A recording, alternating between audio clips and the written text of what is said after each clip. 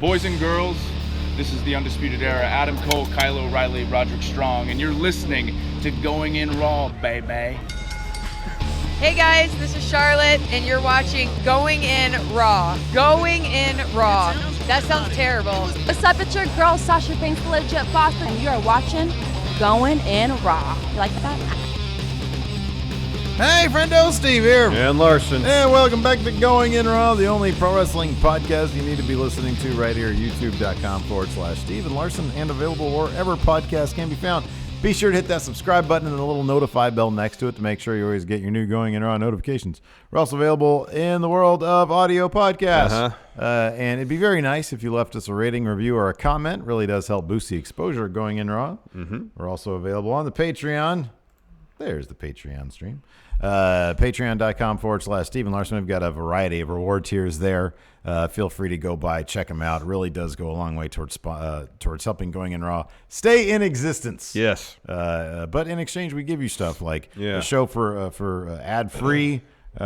We have all sorts of bonus content. And we have a physical care package. Physical rewards. Look at this physical package. Reward right here. $20 price point. That's what you get. You get a comic book.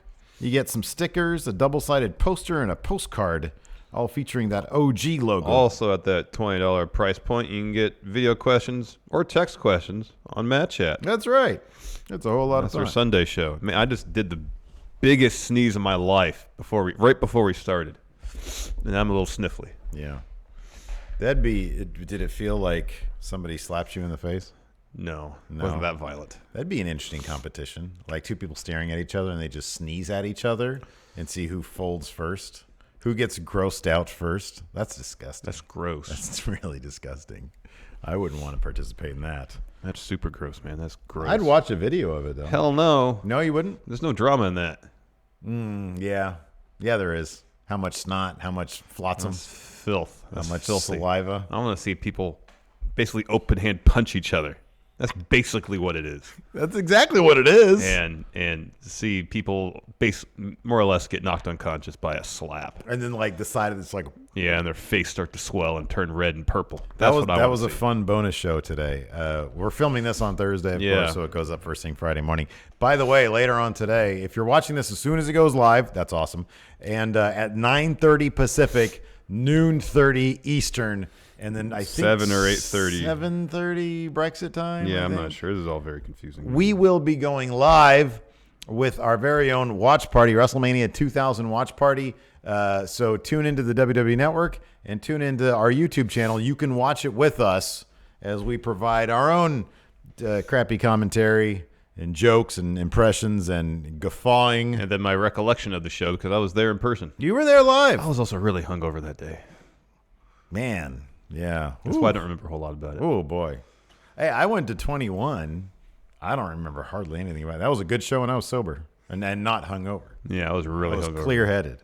I hadn't had anything to eat all day, and I was roaming the concourse at one point trying to find something to eat, and I got like a roast beef, like pretty much a cheesesteak with no cheese on it. Yeah. Scratched my car trying to park it. It was a fun day. We do have a couple new patrons over there on the Patreon over the last 24 hours. And I will now go ahead and mention their names.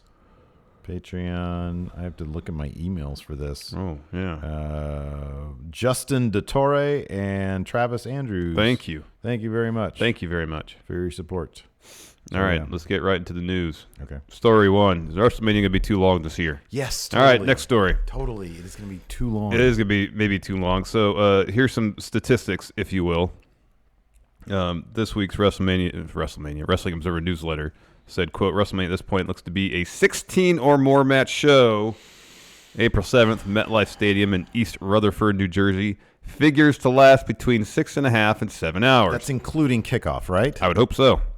Because the upper limit of 9 hours is, if he's not including the kickoff, I'm assuming he includes kickoff. Yes.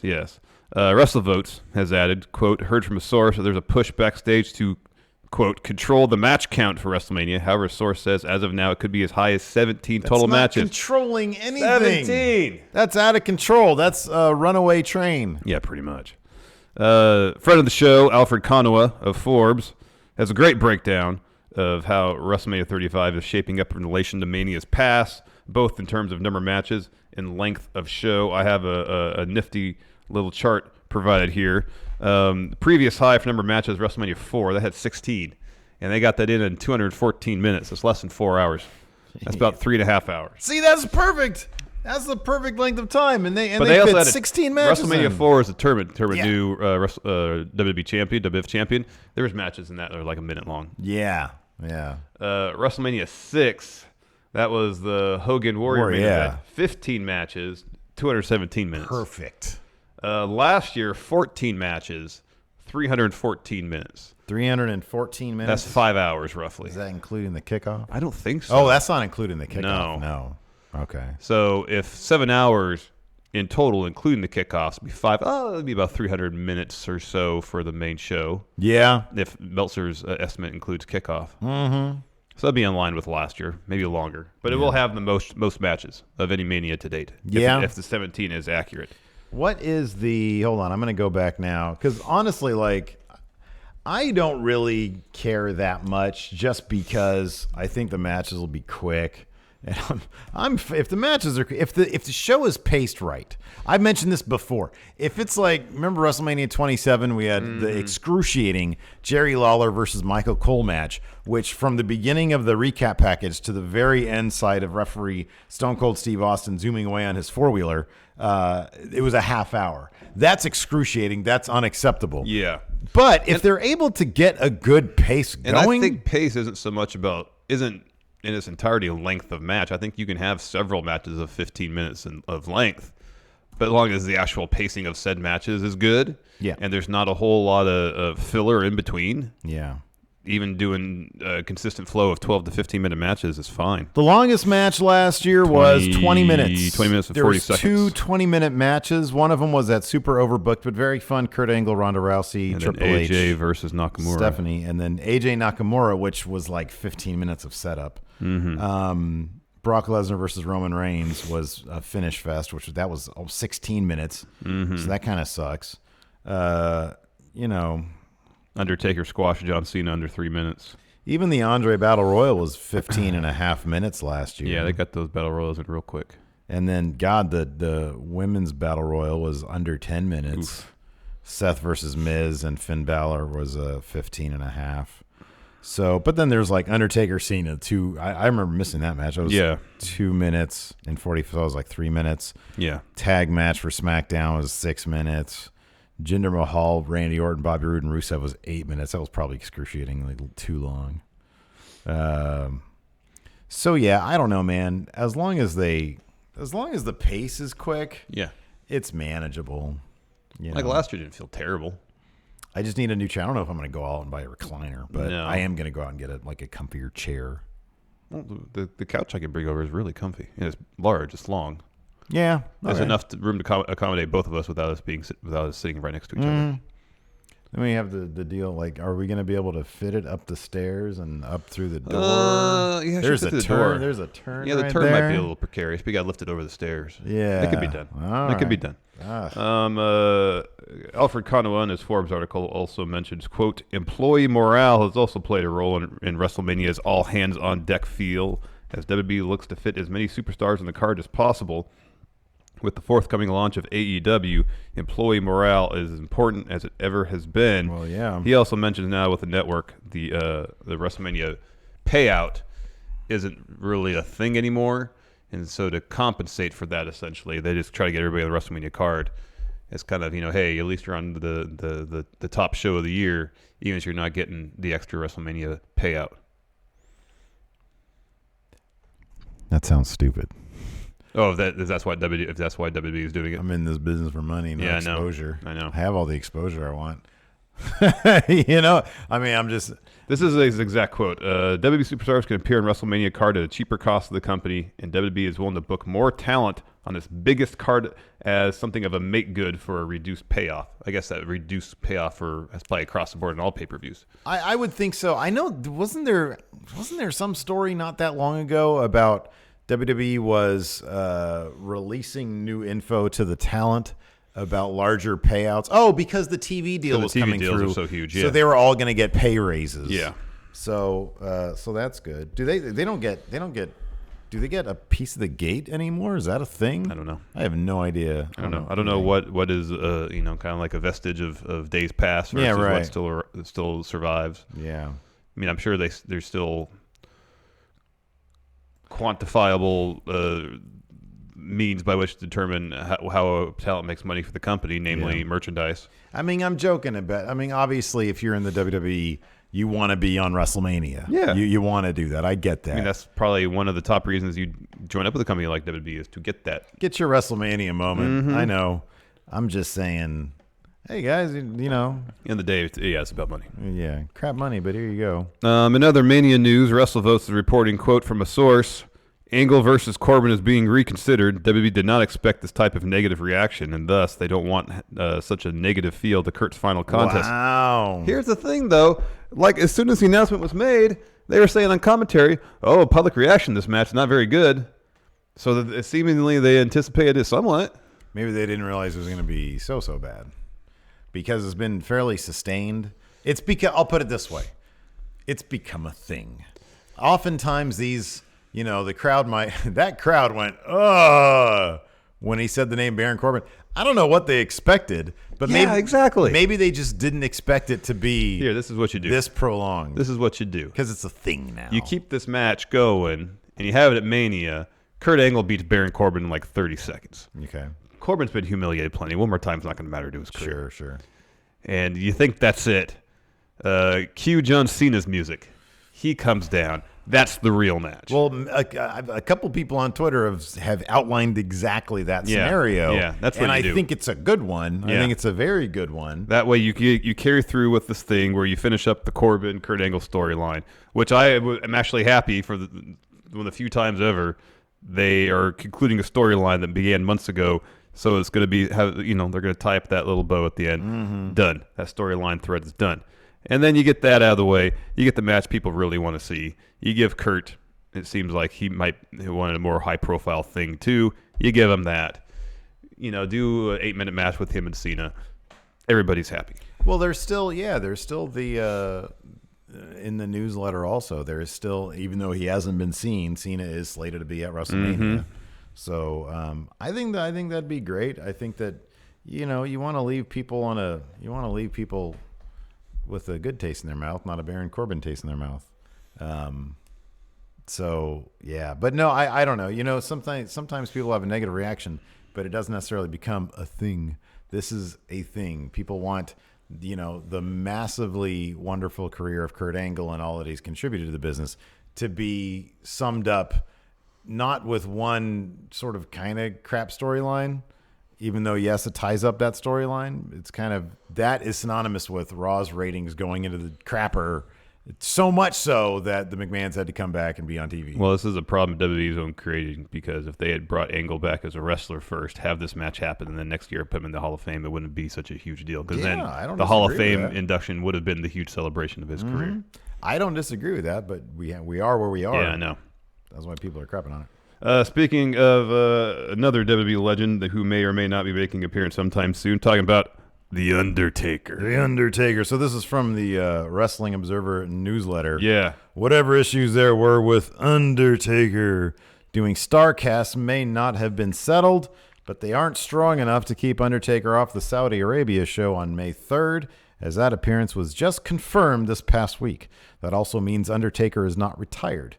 Between the change from network to pay-per-view and the ridiculous money involved, even though Mania is promoted as the biggest show of the year, the two Saudi shows are, by a wide margin, the two biggest money events of the year for the company.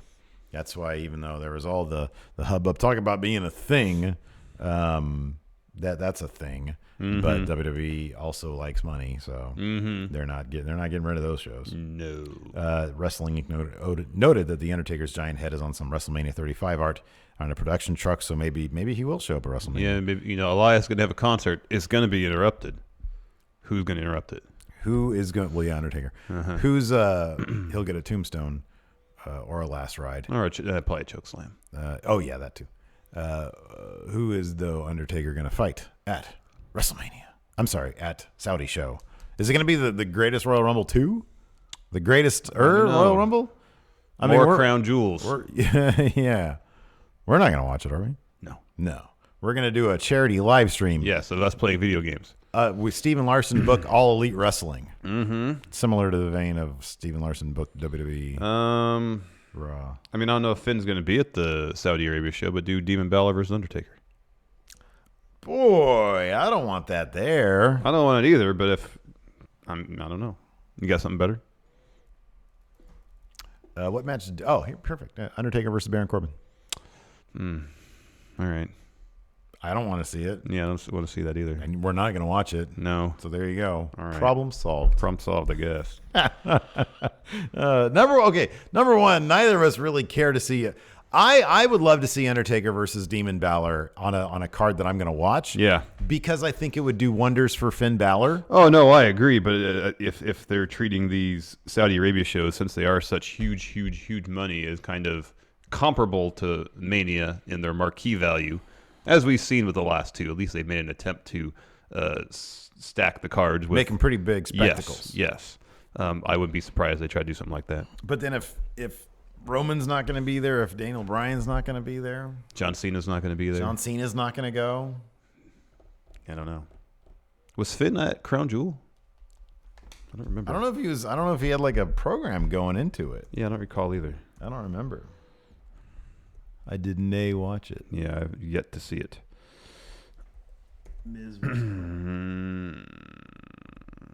No. No, he was not on the card. No. Nope. Interesting stuff. But it's funny because, like, you know, there's, Undertaker, how can you do StarCast? By the way, we still need you. You know? Yeah.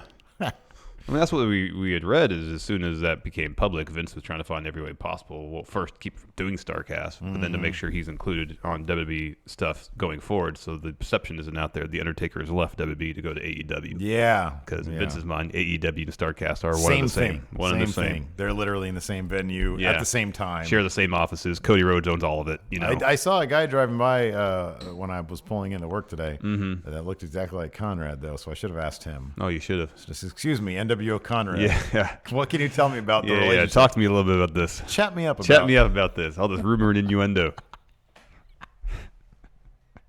He's like, I don't know who you are. Listen, you're obviously NWO Conrad. I was yelling at everybody because there was like two old biddies in cars in front of me going just as slow as can be. And then his truck pulled over, went the other way. And I was like, oh, it's NWO Conrad. That guy looks exactly like him. Yeah. So you try to get you a mortgage or get you to refinance? Yeah. Let's talk about Ronda Rousey a little bit. We've been hearing various reports that she's out the door after Mania. She might be sticking around. She might be trying to start a family. She wants to have a baby. Maybe not. Sports Illustrated's Justin Barrasso is currently reporting, quote, sources close to WWE have confirmed to Sports Illustrated that Ronda Rousey's post-WrestleMania dates with the company are still undecided. All of the reports that the 32-year-old Rousey wants to leave WWE to start a family with husband Travis Brown, who made his Raw debut this past Monday, are accurate. But the question still up in the air is how long Rousey will stay with the company. Barrasso continues, quote, WWE and Rousey remain on positive terms. Potential always remains for her to return and finally set up a program between the dueling four horsewomen groups, one which features Rousey, Shayna Baszler, Jessamine Duke, and Marina Shafir, and the other with Charlotte Flair, Becky Lynch, Sasha Banks, and Bayley. So, I mean, yeah, I'm assuming that's going to mean is she going to be there for the Raw after Mania? Is she going to be there? Well, it's all up in the air. I mean, I imagine the last date and they know she's going to be there. According to this, it's WrestleMania. Yeah. But will she There would be have there? to be some clarity before WrestleMania, though, because I think whether she stays or goes is going to have an outcome in the finish of the match. Because obviously, if she's out the door, she's not going to win. If she's saying, okay, I'll stick around an extra 6 months, the possibility exists. Oh, I don't think this is indicating that it's 6 months. I think this is like how many dates that you can count on one hand is she going to stick around Oh, I don't for? know. I'll just use 6 months as because later on. 6 months is a long time. Yeah, no. Later on, he talked about the possibility of her sticking around until SummerSlam. Barrasso did. Oh, okay. All right. Well, That might have been speculation on his part. So There I you just go pulled then, yeah. use 6 months as Well, a yeah. decent time frame. If she was to win at Mania, retain the title, she taps out Charlotte, for them to finish the storyline with Becky. Here's the thing. It would not, to me, like, given where it's at right now, it doesn't make any sense for them to continue this thing simply because they haven't like been seen together. Like, Becky is just doing her thing with Charlotte on one hand, and then Ronda's doing a completely different thing. And like, they mention the match every single time they're around because they're selling this match, but they haven't been seen together. There's 2 Raws and 2 SmackDowns left. Yeah.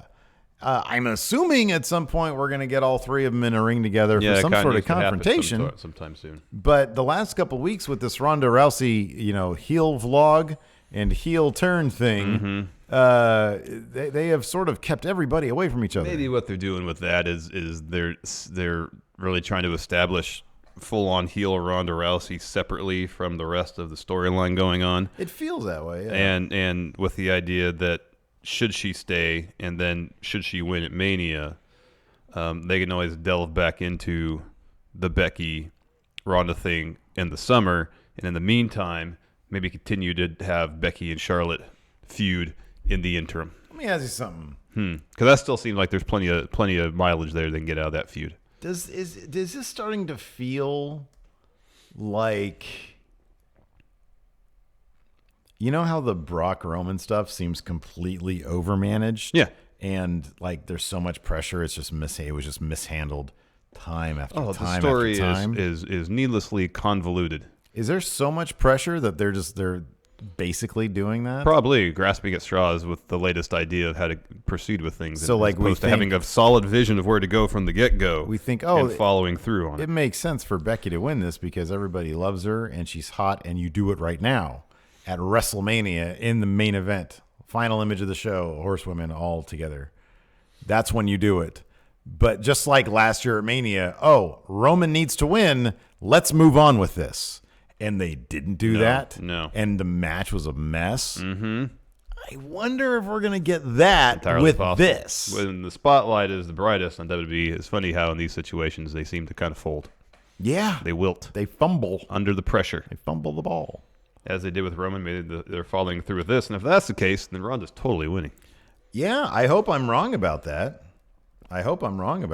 But that might be the case. I don't know. Hopefully Vince will focus more on... Well, let's see. The 3 main stories going to Mania. You got Seth Brock. You got Seth Brock. You got the Raw Women's title match, and you got Kofi, Daniel Bryan. Yep. The one they're handling probably the best right now is Kofi Daniel Bryan. Yep. All the momentum's behind Kofi. The groundswell of support for him is starting to peak. And it'd be really interesting to see what they do on SmackDown this week to further that along. Seth Brock has just kind of been on a low simmer the entire time. Mm-hmm. There's some heat to it, but just based on the nature of the match. Everybody loves Seth. Everybody wants to see Brock gone. So it seems like, all right, like it did the last couple of years, let's just get this over with. Yeah. And whereas heading out of the Rumble, you could say, oh, this Becky storyline super hot. She just won the Rumble. We're really hyped to see where this is going. And they've really dialed the heat back on this one. So I don't know if maybe that's somewhat intentional because they don't want to set people's hopes too high going Mania with the prospect of maybe Ronda retaining, Ronda retaining coming out there because they want to set up something else down the line. Mm-hmm. I don't know. Yeah. Again, sometimes they worry more about heat for heat's sake. Yeah. When they don't need to. Or they just overthink. Vince overthinks things like the Roman Brock thing he totally did. And I feel like he's not doing that with Seth Brock. I don't know if it's because his mind is made up that it's like, okay, yeah, Roman coming out of this leukemia thing, he can totally be the face without the champion, the championship. Mm-hmm. And we can just sort of move on with Seth beating Brock. And, it's there's not as much pressure as maybe the Ronda thing. But I don't know. I mean, maybe I don't know. But I think the one thing that I'm sort of certain on is Kofi's winning that title. Beyond that, I don't know. It's interesting how in the Kofi storyline, and granted, there's different aspects of the story which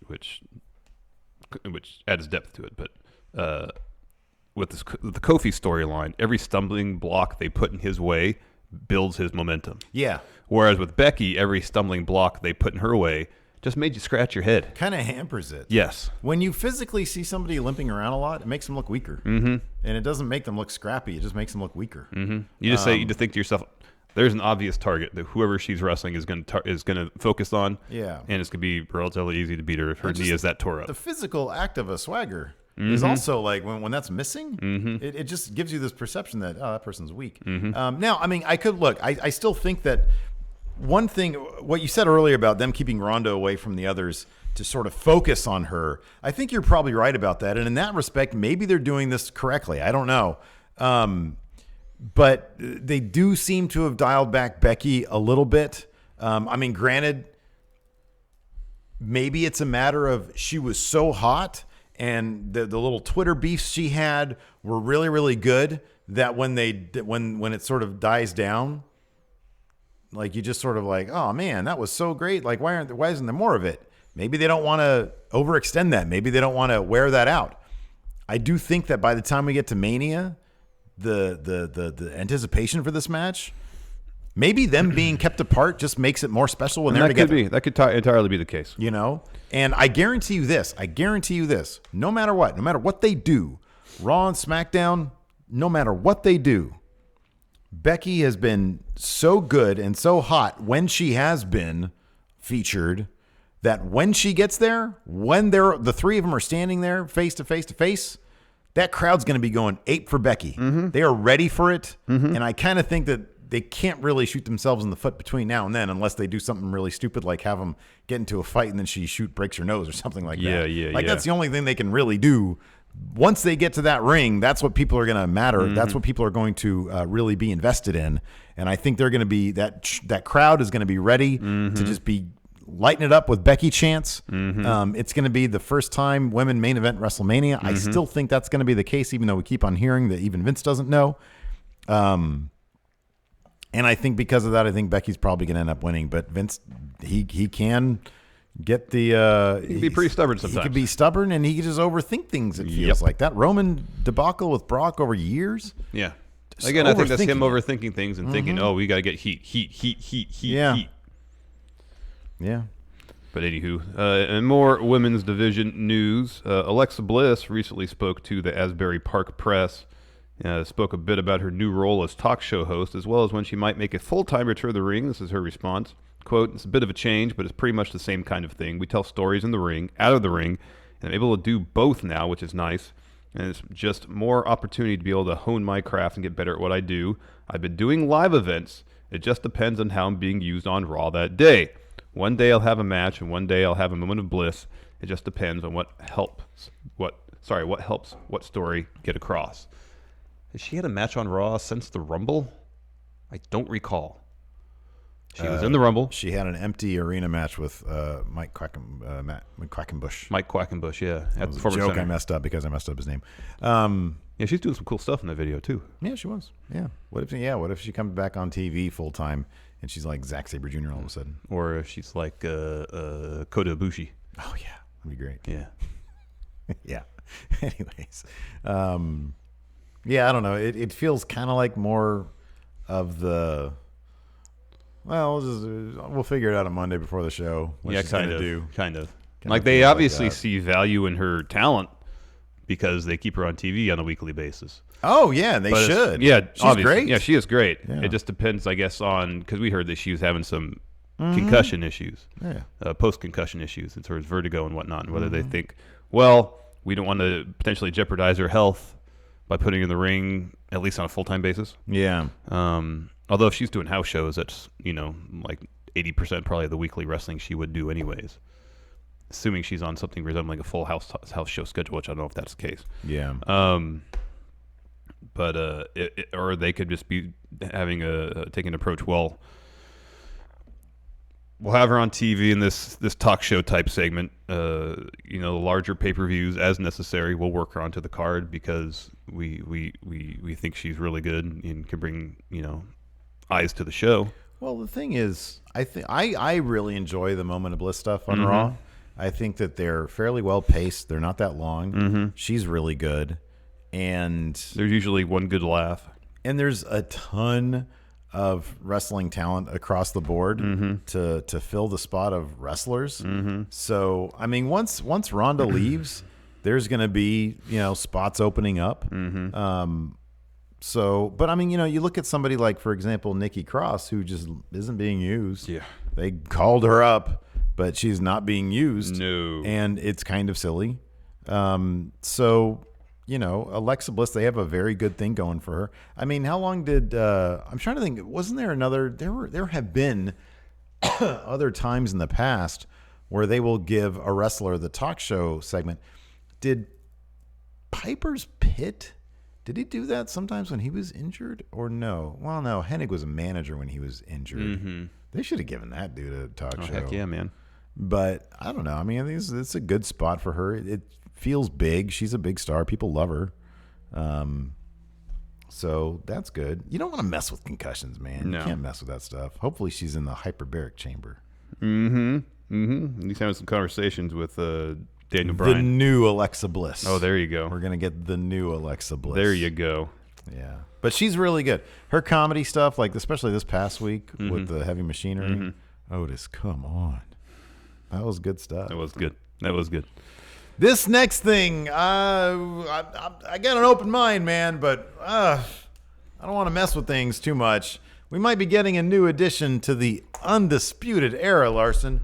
Disputed. Well, this is according to Wrestling Observer Newsletter. Steve, if you will, please, thank you. There is at least talk in NXT if Shayna Baszler is brought up to the main roster, and really it's time for that once she loses the title, that Marina Shafir, of course, the wife of Roderick Strong, Yes. would be moved to add sizzle. What is sizzle? I don't know. I feel like The Undisputed Era. Honestly, I feel like Adam Cole being a contention for the NXT championship, that's quite a bit of sizzle. Adam Cole is like the most sizzle wrestler. I don't even know what it is, but when I see Adam Cole, I think sizzle. Yeah. All right? Yeah. He's got sizzle. Yeah, Kyle O'Reilly's got plenty of sizzle. Yeah, Roderick Strong's got some sizzle, too. He's got a little bit of sizzle. Not sure about Bobby Fish. He's got a little bit, I think. He's got a little bit of sizzle. No, I don't see a lot of sizzle. He's got some old-timey sizzle. It continues. Shafir did team with them at some Florida house shows. Jessamine Duke would then be pushed as a singles wrestler. Then again, the Undisputed Era should be brought up by this point as well. No, they all want gold, man. Pay attention, They want to Meltzer. be draped in gold. Don't you watch? Pay attention, Product? Dave. Jeez, Dave. It'll be a real test for creative because the Undisputed Era do great in NXT. Yeah. But they aren't Vince's kind of group. What? Awesome? Vince know. doesn't like awesome? Excellent in the ring, amazingly charismatic. Forge Hugely over. hugely over, connect with the fans even when they're heels. That's not what you want in the main roster. They sell a ton of merch Yeah. in NXT, and their shirts don't look good. Yeah. You know why they sell that much stuff? People like them. People love them. Power of their personalities. I have a tank top, Yeah. and I look like an idiot in it, but Not a- I wear it. It's not well-designed merch, and yet it sells. It sells. It does. Because people love the Undisputed they Era. really do. That's everybody's kind of group. Yeah. Yeah. I don't know. I feel like this takes all wrong. Like when was Shafir teaming up with Undisputed Era? Is this before the alliance with Shayna Baszler? I don't know, man. I don't know. I don't know either. I like the idea of Jessamine Duke as a singles wrestler, though. Mm-hmm. You got to establish these people as their own things, and not just henchmen. They literally wear a henchman attire. Yeah. With the "Let's Play, Let's Fight" thing. Shayna does need to move up sooner than later, Yeah, she's about accomplished all she can in NXT. and more, Yeah. and more. But yeah, I don't know, man. Adding wifey to the Undisputed Era. There's some comedic gold there. There would be. If there could be There some could comedic be. gold there. There could be. There really could. Roderick Strong having to dial it down a little bit. I know. Doing the husband running after wife shuffle. Or she's the one that like kicks him into overdrive in terms of being like super heels. Yeah, that could be. That could be fun too. Like You can have some training videos where she's showing them all how to do MMA. Yeah. Oh, that could be good. There you go. Even though Kyle O'Reilly's like has some MMA training himself. Yeah, but I don't know, man. So I does don't Bobby know. Fish. Yeah. I don't know. On the other hand, you have to, if this is the case, I think all these people will have fun with it. Oh, yeah. Obviously, they know her very well because, obviously they're all friends and stuff. So, I don't know. Maybe it'll be good. Yeah, I don't know. I'll put it this way. I'll put it this way, actually. I'll put it this way. If this were to happen on Maine, I would be very wary about it. Yeah. But because it's happening in NXT, They know what they're doing with their creative. For the most part. There's been some creative stumbles. Like what? Kona Reeves. Well, he as a person is a creative stumble, dude. Come on. They put a lot of money in those. Well, they put some money in those vignettes. And time. They put some amount of time. Yeah. How do we know it's not Dan Matha filming that stuff, though? Could be. You guys want to do something? Just go do something. I mean, they give it airtime, if that's what you mean. Yes. Yeah.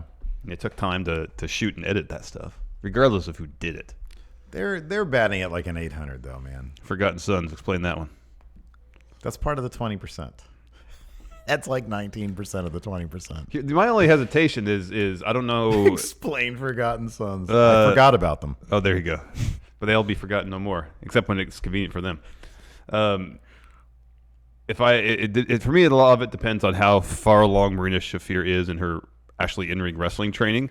Because that's the one thing about Undisputed Era is they're all great shit talkers and great personalities, but they all deliver in the ring at the end. I think the first thing is actually kind of more important than delivering in the ring right now.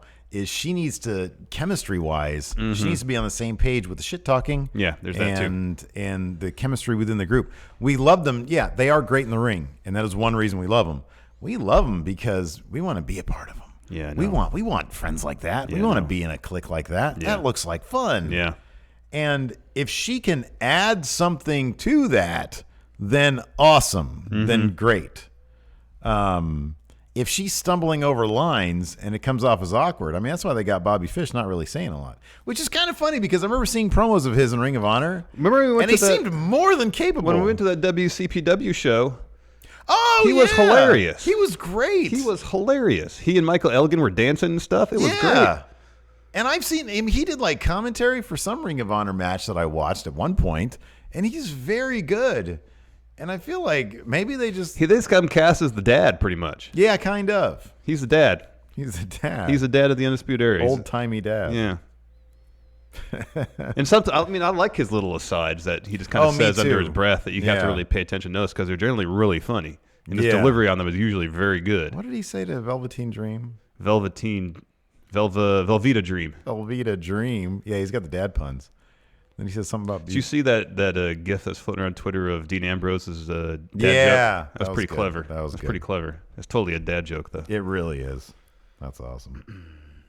So yeah, I will give them. I will totally give them the benefit of the doubt. I mean, you'll give it opportunity to see how it goes. My hope is that maybe they've seen behind the scenes that she has good chemistry with those guys, and that could be just shooting the replicated in shit. front of the camera. I think that if that's the case, then great. If it's like, hey, let's just do this because we need something to do with her. Need sizzle. We need whatever the hell that means. I don't know. Let's get some sizzle in there. Well, it'd be Triple H saying it, I guess. All right, we need some sizzle. What are you talking about? It's the Undisputed Era. They're nothing but sizzle. They're all sizzle, I know. No, man, it's great sizzle. Yeah. Final story, and this is a bit of a bummer, again, from the newsletter. Seems, I'd hope that we would get some sort of mask versus hair match between Rey and Andrade. Mascaras. Versus Belo. For Mania, according to Meltzer, that was a plan at one point. He says, quote, "It did seem they were going in this direction, and I have no idea why they stopped other than WWE probably didn't want Andrade losing his hair. The original plan, as May talked about and was on the books, was Mysterio versus Andrade, mask versus hair. Like so many ideas that get started, just fell by the wayside." Is WWE not aware that hair grows back? You cut hair grows back. It's not a permanent thing. Wait, I didn't read. Is that? It's not happening. Oh, that's stupid speculation. Yeah. WWE didn't want Andrade losing his hair. Hair grows back. I have no idea why they stopped, other than WWE probably didn't want. Well, you need to address that to Dave Meltzer, not WWE. That's Dave Meltzer saying that. Hair grows back, Dave. Hair grows back. I really doubt that's the reason why they didn't want that to happen. Yeah. Like, he's been on TV a bunch lately because this Ray thing is really good, but I really don't think. Number one, well, I don't know. What does his head look like? I'm going to take a look at his picture. Find a picture of him with shorter hair. Or I'll just like Photoshop him.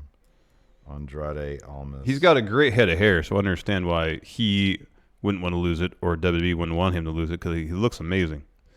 That being said, hair does grow back. I mean, yeah, he looks fine. He looks like he'd have a good-looking bald head. Yeah, I think he would. So you just put your little finger over that there? Yeah, I think he'd look fine with no hair. I think he doesn't look like, it's not like Baron who looks weird. I don't know why you say that. He has a perfectly fine looking bald head. He doesn't. He really does. Dude. He has a pretty standard looking bald head. He looks like a Q-tip. He looks ridiculous. He looks like I would. He's got like a big weird There's nothing alien head. weird about the shape of his head, man. Big old head. Look Look at this. head. Look at this. Here. I think he'd look fine with Andrade. Would look fine with Look at that. him. He looked cool. Yeah, man. Oh man, he looked great. He's got that great beard. It's all pointy and stuff. Yeah, I think it'd look great. Look at that. Let him. He should cut his He's hair. a handsome anyways. man, regardless. Regardless what his hair looks like. He's Los Ingobernables. Yes. Come on, man. So it's a missed opportunity. I think they've been really special. And him and Charlotte are a thing. Mm-hmm. What a hot looking couple. Mm-hmm. They'd be even a hotter looking couple Mm-hmm. with no pelo. I gotta cut my hair this weekend. No pinche pelo. It's getting too long. So yeah. Anyways, that's a bummer. I doubt it's because they don't want him losing his hair. It's probably because there's just too much going on. Mm-hmm. Mm-hmm. That's what I'm thinking. Yeah. Anyways, we put a question thread up. We did. So let's answer some. I scrolled down the questions. bottom. Oscar Silva, what is more effective in popping the crowd, a pinfall or submission? What would you make Becky win with at WrestleMania? If Becky wins, it's going to be with a disarmer. What's the biggest pop finish win of all time? Probably Hogan Andre? Yeah, maybe. Something like that? Yeah. That was a pinfall. Uh-huh. I don't think it's the nature of the pinfall per se, whether it's or the finish, whether it's pinfall or submission unto itself that generates the largest pop. It's the culmination of the story being told in the ring, and whether the payoff is good or not. That's when people pop. If the person people want to win wins with their usual means of winning, the people are going to be excited about it. In this case, people will be excited, given the story told so far, if Becky can make Ronda tap out. Because that's kind of been the story. In this case, it's a tap out. Yeah, in this case, and for Becky, it has to be a tap out. It would be regardless, because that's her finish. The whole story is about arms and tap outs. And Ronda calling the disarm her a fake move. Yeah, you don't want to pin So it have to be a tap out. Super devilish memes. Is this the most unpredictable takeover we've ever had? I don't know about ever, but I mean it's fairly unpredictable. There's no gimmies, I don't think. I don't know who's going to win between Matt Riddle and Velveteen Dream. Velveteen Dream just got that title. Man, are they going to do Keith Lee, Dijakovic, whatever his name is? Dijakovic. Are they going to do that at TakeOver, but then it's going to be on the recap episode? Maybe. Probably. Huh?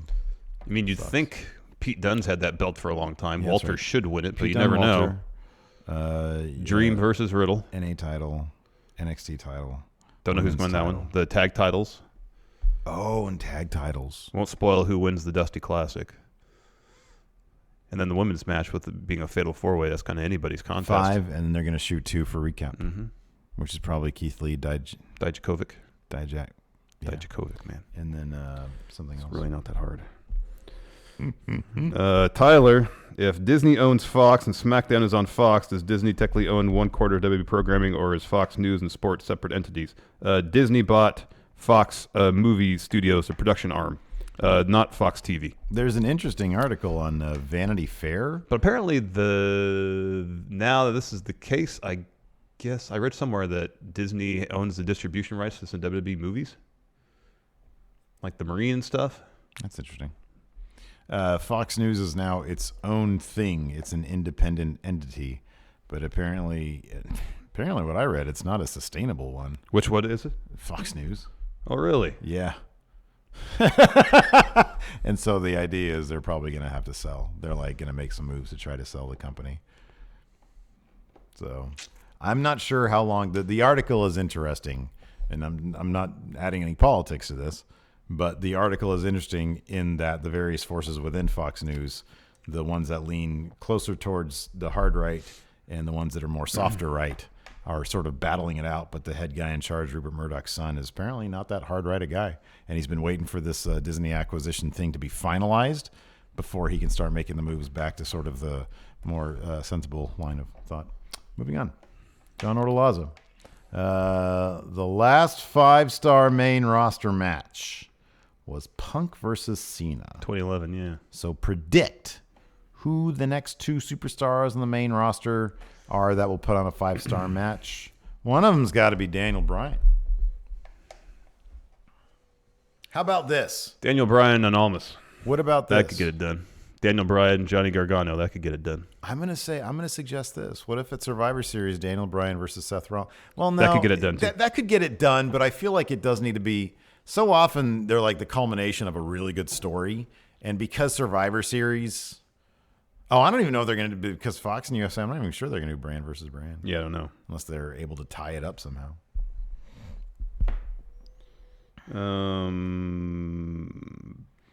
Carlos Valle, do you think Joe is going to talk smack to Ray's son during their match? Oh, yeah. Oh, yeah, that's a given. Oh, yeah. It's going to be terrifying, too. Given. I had one that I lost it. Oh, here we go. John Ortolaza. What does Johnny Gargano need more? NXT or main roster? Could Gargano be one of the names who remains on NXT longer than most? And then Wolf says he needs the TNA vampire gimmick. Do you see that video floating around where somebody, was it Road Dogg? I think he said it was Road Dogg in TNA. Said, Twilight's a huge thing now. Can you be a vampire, Johnny? They wanted to have a vampire gimmick. Oh my gosh, that's hilarious. With WrestleMania, I don't know about Gargano. I don't know. I mean, they already called him up once, kind of. So I don't know if that's going to stick. With WrestleMania seemingly getting longer and longer each year, do you think we will get? Oh, sorry, this is Ryan Marples. Will we get to a point where the actual WrestleMania show itself is a full 24-hour live special? It's pretty much Access, huh? Yeah. Or do they run Access? I know they did the the tournament? Worlds Collide tournament. They should live stream Access. They really should. Put that on the network.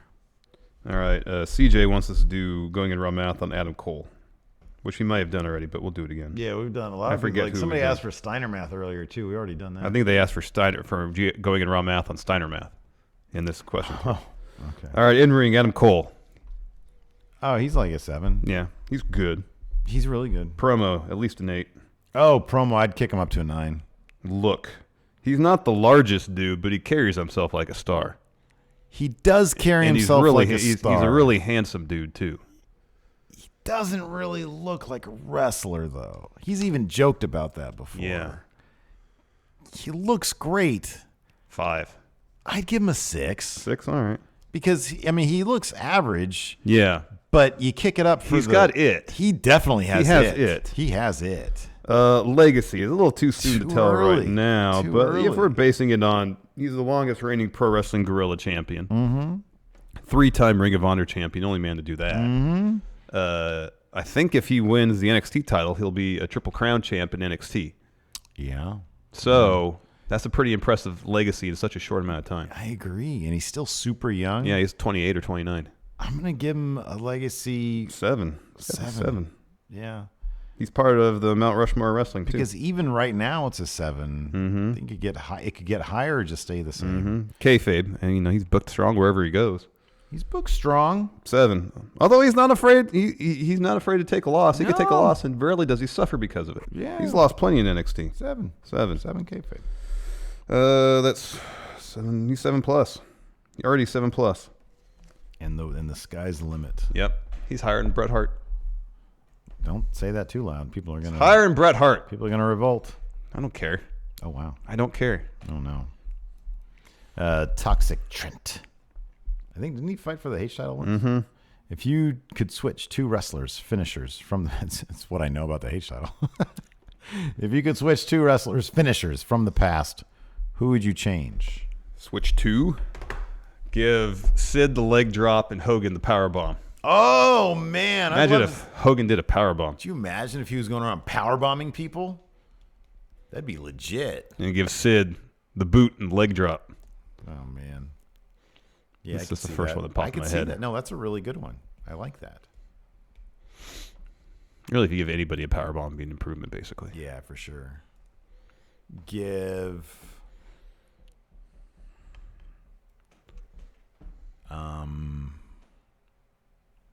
Oh man, you know what would have been cool? I've never been a fan of the Razor's Edge.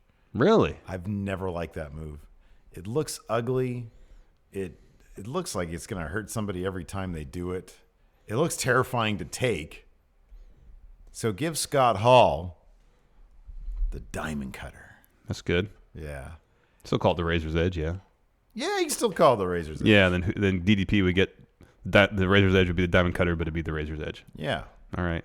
Yeah. I could see him doing that. You go into power bomb position, he goes like this. Yeah. And then lift him up. Bang! Yeah. You know. It's good. It's good. I like it. I like that a lot. Good question from almost H champion. Toxic Trent. I think he fought for the title. Yeah, I think so too. I don't know. Who's fought for the title? So we know hasn't Dave Dutra fought for the H title? I think so. Did he? Joey Ryan and Leva Bates, obviously. Of course, absolutely. And then Toxic Trent. Yeah. And then somebody in Puerto Rico, right? Yes. And then he defended in South Korea. That's right. Forget that dude's name though. It was something simple though. Yeah.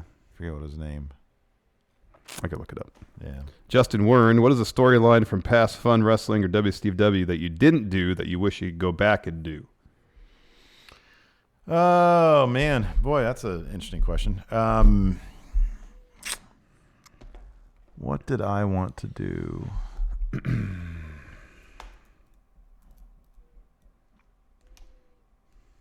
You know, it's. I know. I had plans. Which one did I have? I had Rad Wrestling. I had plans to reveal that Rad Wrestling was going to be the prequel to W. Steve W. And one of the characters, I forget which one in Rad Wrestling, was going to be revealed as Earl Smother.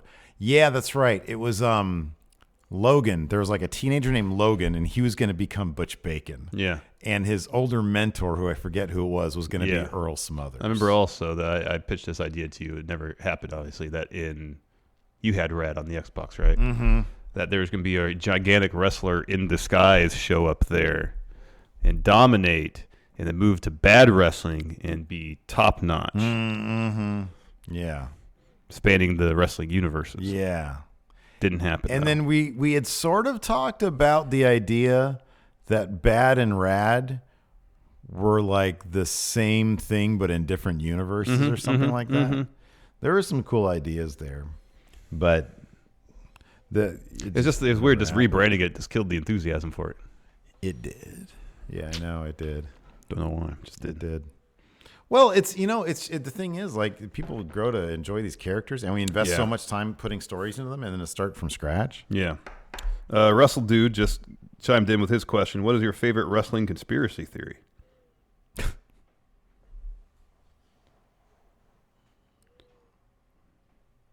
One of the more interesting ones, I don't know about interesting, but I've always liked the idea that somehow Bret Hart was in on the Montreal screw job. Oh, yeah, that was all the work. Yeah. But then it's like... The fake Ultimate Warrior one's kind of weird. Oh, I like that one, too. That's a really weird one. I don't know if anybody's ever really talked too much in depth about this, but trying to explain the fact that Hulk Hogan looks like a completely different person in WrestleMania 1 as opposed to WrestleMania 9, he literally looks like it's a different face. And I think it's just layers of puffiness and or maybe some plastic surgery. But there's some performance enhancers in there as well. That's what I was. That was sort of the subtext of the puffiness. But it's more than just puffiness, because one of the, depending on, I think on what you're taking, is like your brow becomes more pronounced. Isn't that based on your bone though? Isn't that based on your skull? Yeah, your structure? No, because your head will grow. Your skull, like how does bone? Really? Yeah. Your bone grows? I told you, in I think it's in Game of Shadows. So messed up. The book about Balco. That's so they said up. When Barry Bonds started doing the performance enhancers, he came to, or maybe it was in something else. I remember reading this. He came to spring training the next spring after he started doing it, and he wore a different shoe size and a different cap size. That's messed up. Because his head and feet grew.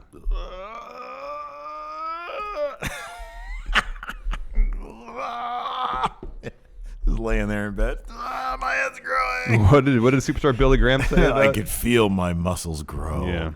Ew. Yeah. That's nasty.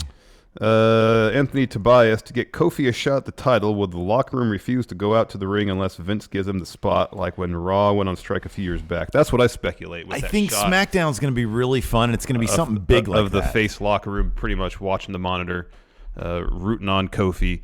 Several face wrestlers in their promos mention Kofi. If the entire face locker room refuses to compete on SmackDown unless Kofi is treated fairly and given the title shot, I would not be surprised if that were to take place. And I think that'd be make for some interesting television. Yeah. No, I agree with you. I think it'll be a big deal on Tuesday.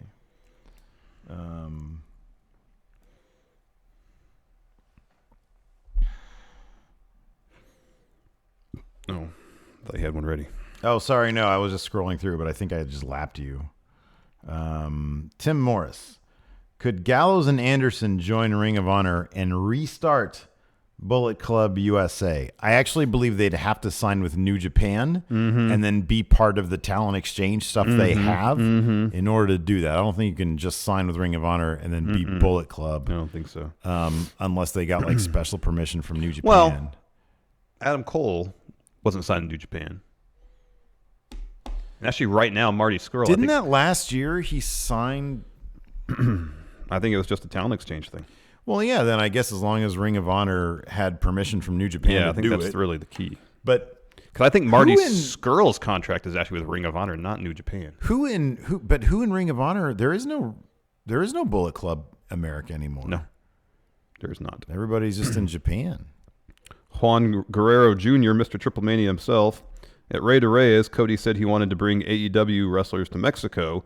So what would be your AEW versus AAA dream matches, and why is the answer Kenny Omega versus Dr. Wagner Jr.? You got it right there, Mr. Triple Mania. Give me that. Hair versus hair match.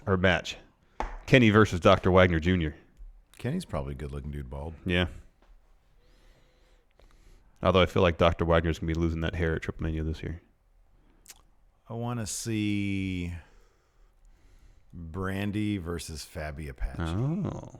That'd be good. That would be good. I want to see Psycho Clown versus MJF. Who should Pac take on? That's a good question. Pac versus who's the premier high flyer? I mean, is it like Aerostar? Laredo Kid? Laredo Kid, something like that. Yeah. Yeah. That'd be really cool. Yeah. Who would El Hijo de Vikingo?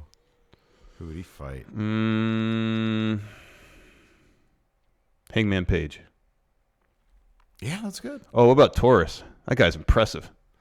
Oh, I'd like to see Taurus versus Hangman. Yeah, Page. that'd be really good. To see Hangman Page's reaction. I really like Hangman. Me too. He's got, I've said this before, he's got that like young Southern preacher vibe to him. Yeah, he does. With the bolo ties and all that kind of stuff. Is it Bolo or Bola? Bolo. Bolo ties. I had a bolo tie when I was a kid. I never wore really? it, though. Yeah. Mealer the Dealer, if you guys had to choose a face, heel, and tweener to represent their eras in WWE, who would you pick for each era? So we need a face, a heel, and a tweener. So top heel of Hogan's era was Piper. Yeah, top face, obviously Hogan. Tweener, you say Macho Man? He was both face and heel during that era. That's a good one. New generation. Top face. It's a Bret. It'd have to be Bret. Gotta be Bret. Heel. Guess that'd be Yokozuna. Oh yeah, tweener Shawn Michaels. Attitude Era, obviously Stone Cold top face. He could also be top tweener. Top heel, you gotta say either Rock or Vince. Vince. Yeah. Ruthless Aggression. Cena. Or probably Angle top face. He went back and forth so many times. He did. I mean, PG era is really Cena's. Yeah, time that's to when shine. he was top face. Yeah. Who was kind of like the top face in the? I'd say Eddie. Yeah. Could say Eddie. Yeah, Eddie's good. Heel would probably be either Edge. Triple H. Oh, Triple H. Yeah. Sorry. It's got to be Triple H. And then tweener would probably be Kurt because he did a few turns. Or you could say Eddie's tweener and Batista's face. Yeah, maybe. Maybe. But PG area, Cena, definitely. Oh, yeah. Top heel, probably Edge. Or Orton. Orton, yeah, Orton. Tweener. Undertaker? Punk? Yeah, probably Punk. Punk? Yeah, I guess so. I mean, you sort of have the PG era and the reality era. That kind of all blends into one. All blends into as far one. as I'm concerned. Current. The modern era, 2016 and on. Yeah. Top face. I mean, you got AJ, you got Roman. Mm-hmm. I don't want to say Roman is, but him as top tweener, based on the reaction he gets. They definitely want him to be face. Does he do tweener things though? Not necessarily, but he doesn't get a reaction, consistent reaction one way or the other. Yeah, but that's just like 50-50. But it's not. I understand your point, but who's a tweener these days? Kevin Owens might end up being one. Miz. He was just a heel people liked. Yeah. God, who is a tweener these days? Not a whole lot of them. Kind of Jericho when he's around. Yeah, a little bit. He's not there anymore. Primetime Brian Lee.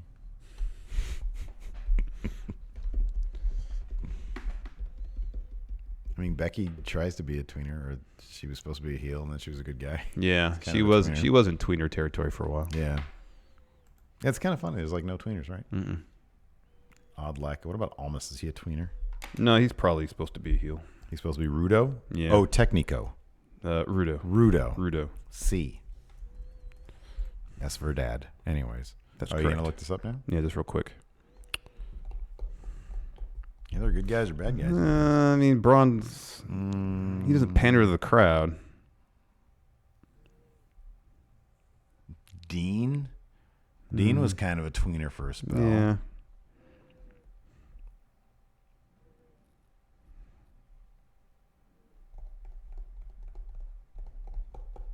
That's sort of the problem with today. There's not like a lot of... It's just all either are you good guy or bad guy? Yeah, I know. Technico Rudo. Usos.